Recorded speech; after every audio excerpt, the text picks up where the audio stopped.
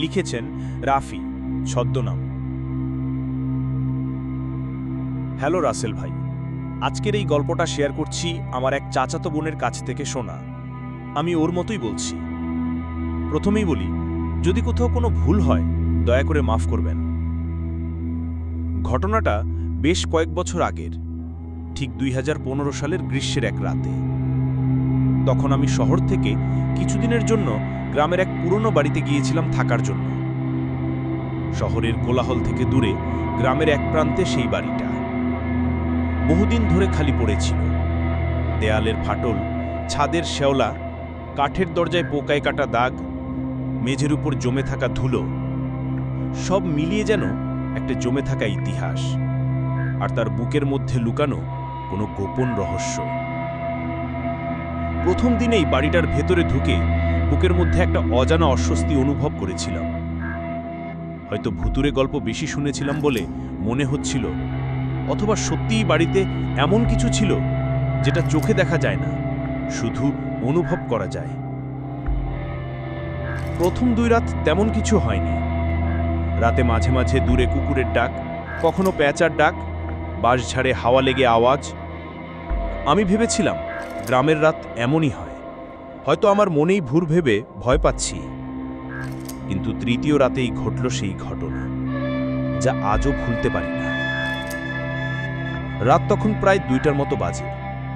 ঘুম ভেঙে গেল হঠাৎই, যেন কেউ আমার নাম ধরে ডাকছে। চারপাশে থমথমে নীরবতা। ঘরের ভেতর অন্ধকার, জানালা দিয়ে হালকা চাঁদের আলো এসে পড়ছে মেঝের উপরে। ঠিক তখনই প্রথম শুনতে পেলাম সেই চাপা কণ্ঠস্বর, রাফি, শুনতে পাচ্ছিস? আমি অবাক হয়ে উঠে বসে গেলাম।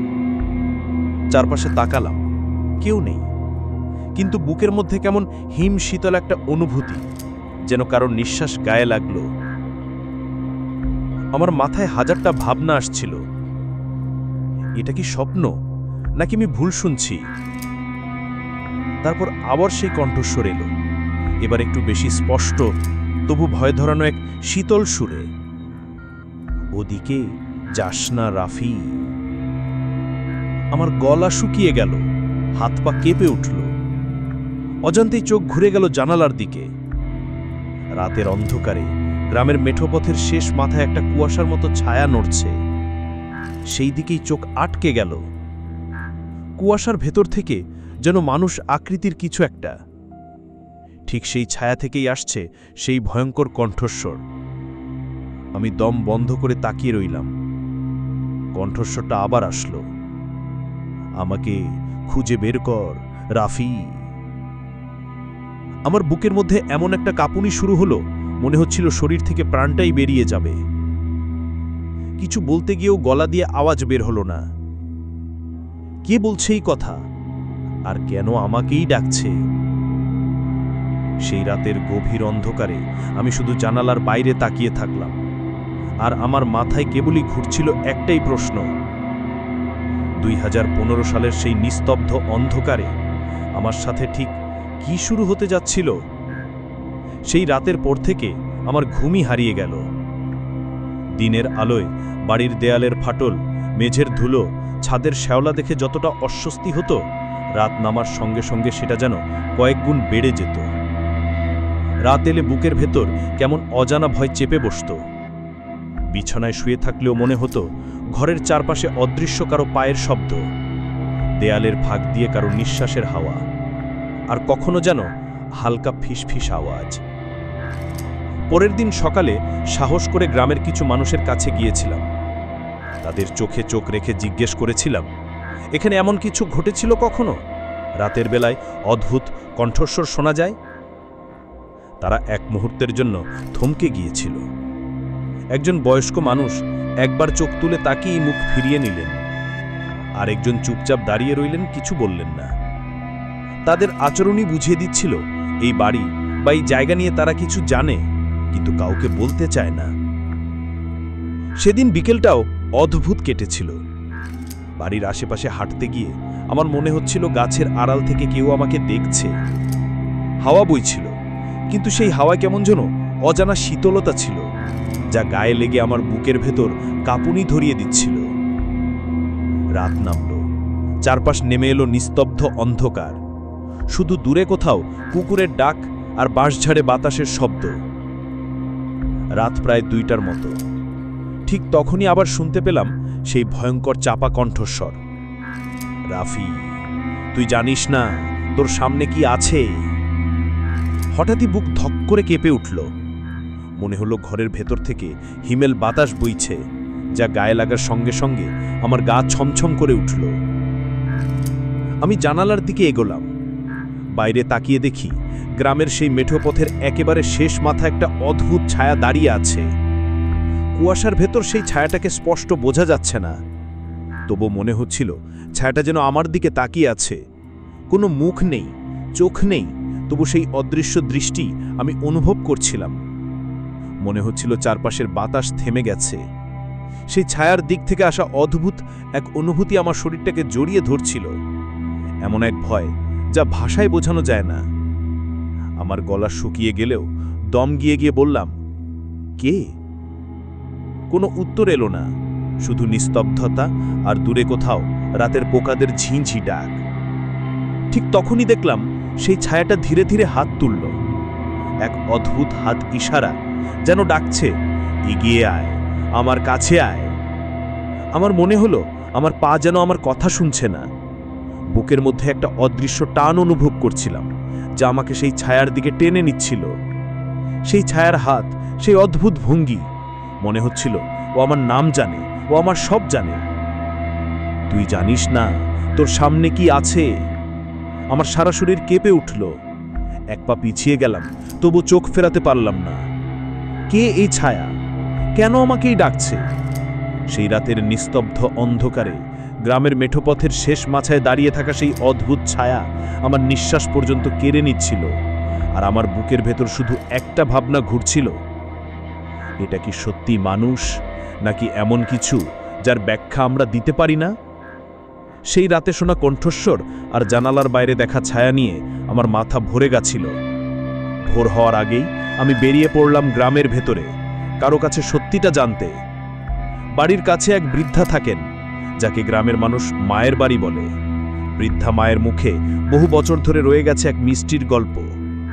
আমি তার কাছে গিয়ে ধীরে ধীরে জিজ্ঞেস করলাম, আপা, এই বাড়ির আশেপাশে কি কখনো কিছু অদ্ভুত ঘটেছে?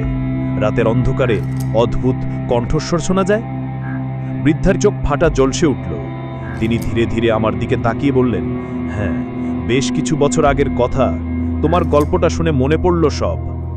তিনি আমাকে এক কোণে নিয়ে গিয়ে ফিসফিস করে বললেন, এই বাড়ির পাশে একটা পুরনো কুয়ো আছে, যার নাম শুনলে সবাই থমকে যায়। ওই কুয়োর নিচে লুকানো আছে এক ভয়ঙ্কর অভিশাপ, যা বহু পরিবারকে কষ্ট দিয়েছে। আমি কপালে ভাঁজ ফেললাম, কি অভিশাপ, বলবেন কি? তিনি শ্বাস নিয়ে বললেন, অনেক বছর আগে এই বাড়িতে এক যুবক ছিল। লোকে তাকে কালো জাদুকর বলে সন্দেহ করত। গ্রামের মানুষ তাকে ভালো চোখে দেখত না। এক রাতে সে হঠাৎ নিখোঁজ হয়ে যায়। সেই রাত থেকে কুয়োর আশুপাশে অদ্ভুত আওয়াজ শোনা যায়। কেউ বলে তার কান্না, কেউ বলে ফিসফিস আওয়াজ, আবার কেউ নাম ধরে ডাকতে শুনেছে। আমি অবাক হয়ে জিজ্ঞেস করলাম, তার নাম ডাকত? কারো নাম? হ্যাঁ, যাদের কাছে সে ডাকত তাদেরই নাম নিয়ে ডাকত। বৃদ্ধা বললেন, শুনেছি ওই কালো জাদুকর যুবকের আত্মা কুয়োর নিচে আটকা পড়েছে।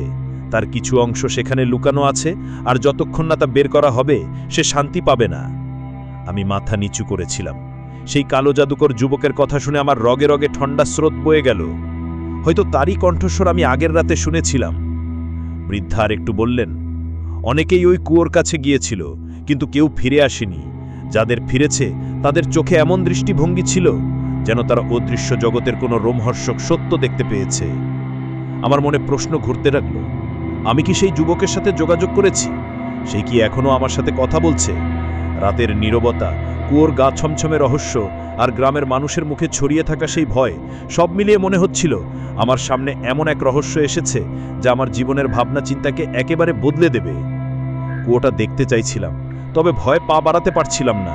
তবুও জানতাম আমার এই প্রশ্নের উত্তর খুঁজে বের করতেই হবে, কারণ আমার কাছে অনেকটাই স্পষ্ট যে এই রহস্যের সাথে আমার নিজের জীবন গভীরভাবে জড়িয়ে আছে। রাত গভীর, ঘরের চারপাশ নিস্তব্ধ, কেবল বাতাসের হালকা শব্দ আর দূরের কোথাও কুকুরের একাকী ডাক শোনা যাচ্ছিল। আমি বিছানায় শুয়েছিলাম, কিন্তু চোখ বন্ধ করেও ঘুম আসছিল না। মন মানসিকতা যেন এক অদ্ভুত উত্তেজনায় কেঁপে উঠছিল। আগের রাতের ঘটনাগুলো বারবার মাথায় ঘুরছিল। কূপের অভিশাপ, ছায়ার ডাক আর সেই অদ্ভুত কণ্ঠস্বর। হঠাৎ ঘরের পাশে রাখা পুরনো আয়নার দিকে দৃষ্টি গেল। দিনকাল বদলেছে, কিন্তু আয়নাটি আগের মতোই ছিল, একটু ধুলোয় ঢেকে, ফ্রেমটি খসে যাবার উপক্রম। তবু আজ রাতটা যেন আয়নাটার দিকে চোখ আটকে গেল আমার। স্বাভাবিকভাবেই আয়নায় আমারই প্রতিচ্ছবি দেখা যেত, কিন্তু এইবার আয়নার কাঁচের ভেতর ভেসে উঠল কিছু অদ্ভুত। শুরুতে কেবল কুয়াশার মতো একটা ছায়া, ধোঁয়াটে, অস্বচ্ছ। তারপর আস্তে আস্তে সেই ছায়ার মধ্য থেকে ফুটে উঠল একটি মুখ। মুখটি সম্পূর্ণ পরিষ্কার নয়, বরং অন্ধকার আর কুয়াশায় ঢাকা। তবু তার চোখগুলো যেন আগুনের মতো জ্বলজ্বল করছে। তার চোখের গভীরে এক গভীর অন্ধকার আর বিষাদের ছায়া। আমি তাকিয়ে থাকলাম। মনে হলো আয়নার ওই অপরিচিত মুখটা আমার দিকে সরাসরি চোখ মেলে কথা বলছে। সত্যিটা জানিস রাফি? শরীরটা অদ্ভুতভাবে জমে গেল। গলার পেশিগুলো যেন সংকুচিত হয়ে গিয়েছিল, নিঃশ্বাস আটকে আসছিল। হৃৎস্পন্দন এমন তীব্র হয়ে উঠল, মনে হলো বুক থেকে বের হয়ে যাবে।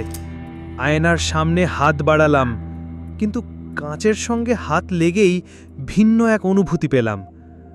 হাতে স্পর্শ পেলাম না, বরং যেন হাতটা অদৃশ্য কোনো পর্দার ভিতরে ঢুকে পড়ল। একটু অবাক হয়ে এক পা পিছিয়ে গেলাম। ঠিক তখনই আমার কানে আসতে লাগলো ফিসফিস আওয়াজ, যা ঘর জুড়ে সাড়া দিচ্ছিল। তুই জানিস না, তুই জানিস না, কিন্তু সময় এসেছে রাফি। কণ্ঠস্বরটি ছিল অদ্ভুত মিষ্টি, অথচ সেই মিষ্টিতার ভেতর ছিল এক বিশাল অজানা ভয়। আমি আমার নিজের সঙ্গে কথা বলতে লাগলাম, এটা কি আসল, নাকি আমি পাগল হয়ে যাচ্ছি? কিন্তু সেই ফিসফিস থামল না, বরং আরও বেশি জোরালো হয়ে উঠল। তোর ভেতরে লুকানো সত্যি এখন আবিষ্কৃত হবে, আর তুই পালাতে পারবি না। হঠাৎ ঘরের বাতাস জমে গেল। কণ্ঠস্বর যেন আমার চারপাশে ঘুরে বেড়াচ্ছে। মাথায় অনেক প্রশ্ন এসে ঢুকতে লাগলো। কি সেই সত্য? কেন আয়নায় এই মুখ? আর আমি কি সত্যিই প্রস্তুত এই রহস্যের মুখোমুখি হতে? তখন আয়নার ভেতর থেকে সেই রহস্যময় মুখ আবার বলল, তুই নিজেই জানিস না তোর নিজের ভেতরের অন্ধকার কি, তোর ভয়, তোর লুকানো স্মৃতি, যা তুই সবসময় নিজের থেকে দূরে সরিয়ে রেখেছিস। এখন সময় এসেছে তাদের মুখোমুখি হবার। আমি একবার নিজের বুকের ওপর হাত দিলাম। একদম ভেতর থেকে একটা তীব্র ঠান্ডা অনুভব করলাম। এমন ঠান্ডা যা কেবল শারীরিক নয়, বরং আমার আত্মার গভীর থেকে আসছে। আমি ভীত, কিন্তু জানতাম পালাবার কোনো রাস্তা নেই। এই রহস্য আমাকে ডেকে আছড়ে ফেলেছে, আর আমি বাধ্য তাকে গ্রহণ করতে হবে। আমি হালকা কণ্ঠে বললাম, আমি প্রস্তুত, সত্যিটা জানব। এক মুহূর্তের জন্য ঘরটা সম্পূর্ণ অন্ধকারে ঢেকে গেল। কেবল আয়নার মধ্যকার মুখটা আরেকটু জ্বলজ্বল করতে লাগলো। তার চোখ যেন আমাকে গভীর থেকে চেয়ে দেখছে, আমার ভেতরের ভয়, আমার লুকানো স্মৃতি খুঁজে। আর তখনই মনে হলো, এই যাত্রার শেষে আমি আর আগে কখনো যেমন থাকব না। আমি রাফি আমার জীবনের সবচেয়ে অন্ধকার সত্যের সামনে দাঁড়িয়ে আছি। রাত তখন অনেক গভীর, বাইরে বাতাস বইছিল, আর গ্রামের নিস্তব্ধতা যেন আমার কানে ফিসফিস করছে। মনের ভেতর এক অজানা শক্তি আমাকে ঠেলে নিয়ে গিয়েছিল সেই পুরনো কূপের কাছে। কূপটা দেখতে যেমন ভয়ঙ্কর, তেমনি রহস্যময়। দেয়াল আর মাটির পুরনো দাগ, ঘাসের মধ্যে ঢেকে থাকা সেই গর্তের মুখ থেকে কুয়াশা বেরিয়ে আসছিল। এক ধরনের অদ্ভুত শীতলতা ছড়িয়ে পড়ছিল চারপাশে, একটা এমন যা স্পর্শ করলেই শরীর জুড়ে কাঁপুনি বয়ে যেত। আমি একটু ভীত, কিন্তু নিজের সাহস জোগাড় করে কূপের পাশে দাঁড়ালাম। তখন কানে ভেসে এলো সেই কণ্ঠস্বর, একটা গা ছমছমে গভীর অন্ধকার গলা, যা আমার নাম ডাকে। তুমি কে? আমি বললাম। কণ্ঠ কাঁপছিল। কণ্ঠস্বর থেকে উত্তরে এলো, আমি সেই যুবক। আমার মৃত্যুর পর আমার আত্মা এখানে আটকা পড়েছে। আমার হৃৎপিণ্ড ধুকফুক করতে লাগলো। আমি অবাক হয়ে জিজ্ঞেস করলাম, তুমি কি চাও? কেন তুমি এখনো এখানে ভাসছ? কণ্ঠস্বরটি বিষণ্ণ, ক্লান্ত লাগছিল। আমাকে মুক্তি দে। আমার শরীরের হাড় এখনো কূপের নিচে পড়ে আছে। সেগুলো দাফন করো। তখন আমি শান্তি পাব। শান্তি পেলে আমার আত্মাও মুক্তি পাবে। আমার গলা শুকিয়ে গেছিল। একটু আগে পর্যন্ত ভয় পাচ্ছিলাম, কিন্তু এবার আমার মনে হলো তার বেদনা সত্য। সে যেন শুধুই মুক্তির আকুতি করছে। একজন মানুষ যে তার শেষ বিশ্রামের জন্য অপেক্ষা করছে। কণ্ঠস্বর আবার বলল, বাড়ির মানুষেরা কখনো এই কথা বলতে সাহস পায়নি, কিন্তু আমি তোমাকে বলছি, কারণ আমি জানি তুমি অন্যরকম। তুমি সাহসী। তুমি সত্যি জানার চেষ্টা করছো। আমার দেহ খুঁজে বের করো। আমাকে মুক্তি দাও। আমি কিছু বুঝতে পারছিলাম না। কিভাবে আমি এক সাধারণ মানুষের মতো এই কাজ করব? কিন্তু মনে হচ্ছিল আমার ভেতর একটা নতুন শক্তি জেগে উঠছে, এক ধরনের কর্তব্যবোধ যা আমাকে বাধ্য করছে সত্যের সন্ধানে যেতে। আবার কণ্ঠস্বর বলল, যতক্ষণ আমার দেহ খুঁজে পাও না, ততক্ষণ আমি তোমাকে তাড়া করব, তোর স্বপ্নে আসব, তোর সঙ্গে কথা বলবো, আর তুই কখনোই শান্তি পাবি না। রাতের নিস্তব্ধতা যেন আরও ভয়ঙ্কর হয়ে উঠল। আমার হাত একটু কাঁপছিল। আমি কূপের দিকে চোখ রেখে বললাম, ঠিক আছে, আমি করব, তোমাকে মুক্তি দিব। কিন্তু আমি জানতাম এখান থেকে আমার যাত্রা শেষ হবে না। এই শুধু শুরু। আরও অনেক অজানা সত্য, আরও অনেক ভয়ঙ্কর ঘটনা আমার অপেক্ষা করছে। দিনগুলো কেটে যাচ্ছিল। আমার মনের অস্থিরতা যেন কমছিল না, বরং বাড়ছিল। সেই কূপের কণ্ঠস্বর আর ছায়ার অভিশাপ যেন আমাকে টেনে আনছিল তার অন্তর্গত গভীর এক জায়গায়। অবশেষে আমি সাহস জুগিয়ে গ্রামের কয়েকজন বিশ্বস্ত মানুষকে নিয়ে কূপ খুঁড়তে শুরু করলাম। কাজটা সহজ ছিল না। পুরনো মাটি, পাথর আর গাছের গোড়ায় ঢাকা সেই গর্তের গভীরে নামতে নামতে এক অদ্ভুত শীতলতা লাগছিল। একদিন শেষে আমরা খুঁজে পেলাম কিছু হাড়ের অবশিষ্ট অংশ, মানবদেহের অঙ্গপ্রত্যঙ্গ। সেগুলো স্পষ্টতই কূপের ভেতর অনেক দিন থেকে লুকিয়েছিল। গ্রামের ইমাম ও বড়লোকদের সহযোগিতায় আমরা সেগুলো সংগ্রহ করে যথাযথ ইসলামী নিয়মে কবরস্থানে দাফন করলাম। সেই রাত ঘুমোবার আগে আবার সেই কণ্ঠস্বর শুনলাম। এবার ভয় বা আতঙ্ক নয়, বরং এক প্রশান্তির মায়া মিশেছিল। ধন্যবাদ রাফি। কণ্ঠস্বরটা যেন আমার কানে মধুর সুরে বাজল, আর আমার মন প্রশান্তিতে ভরে গেল। এরপর থেকে আর কোনো অদ্ভুত ঘটনা ঘটেনি।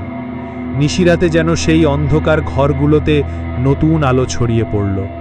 কিন্তু মাঝে মাঝে রাতের গভীরে যখন চারপাশ সম্পূর্ণ নীরবতা হয়, আমি এখনও একটা অদ্ভুত শূন্যতা অনুভব করি, যেন কেউ আমাকে ধীরে ধীরে বিদায় জানাচ্ছে। একটা প্রিয় আত্মা যা আমার জীবনের অন্ধকার থেকে মুক্তি পেয়েছে, কিন্তু আমার স্মৃতির এক কোণে চিরকাল বেঁচে থাকবে। এই গল্প আমার জন্য শুধুমাত্র একটা রহস্য নয়, এটা ছিল আমার ভয়, আমার সাহস আর আমার বিশ্বাসের পরীক্ষা। আমি শিখেছি, ভয়ের মুখোমুখি হলে আমরা সত্যিকে খুঁজে পাই, আর সত্যি যখন সামনে আসে তখন মুক্তি পাওয়া সম্ভব। আমার প্রিয় বন্ধু রাসেল ভাই, আমি তোমাকে এই গল্প শোনালাম যেন তুমি জানো, আমাদের চারপাশে অদ্ভুত অনেক রহস্য লুকিয়ে থাকে। সাহসী হলে, ধৈর্য ধরলে আমরা সেগুলোকে অন্ধকার থেকে আলোতে নিয়ে আসতে পারি। এটাই আমার গল্প, রাফির গল্প। তুমি যেখানেই থাকো, স্মরণ রেখো, ভয় মানেই শেষ নয়, বরং নতুন সূচনা।